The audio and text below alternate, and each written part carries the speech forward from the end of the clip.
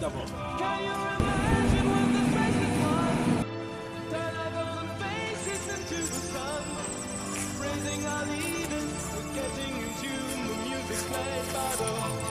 Le chef de l'État congolais, Denis Sassou Nguesso, grand défenseur du multilatéralisme qui a tenu, en dépit des nombreux impondérables, à honorer le grand rendez-vous de la diplomatie internationale. Cette année, les travaux de la 80e session ordinaire de l'Assemblée générale de l'ONU sont dirigés par Annalena Baerbock, journaliste et diplomate allemande.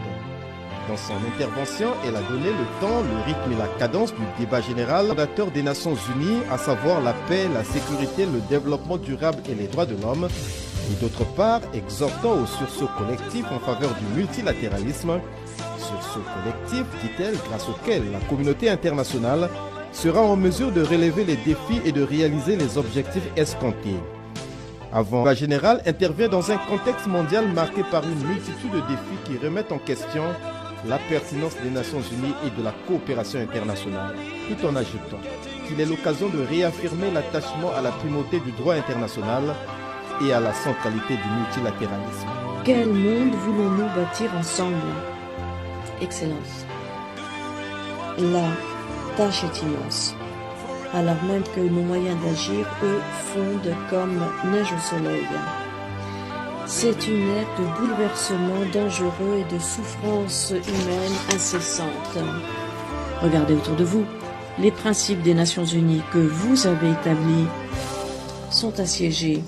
Écoutez, les piliers de la paix et du progrès vacillent sous le poids de l'impunité, des inégalités et de l'indifférence. Les deux premiers présidents de la République à prendre la parole à ce débat général ont été Luiz Inácio Lula da Silva du Brésil et Donald Trump du Brésil accueillera en 2025 la COP 30, se disant convaincu que seul le multilatéralisme permettra de surmonter l'urgence climatique.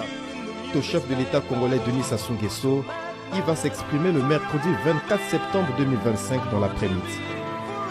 Le Congo soutient la coexistence pacifique, la tolérance réciproque et la compréhension mutuelle.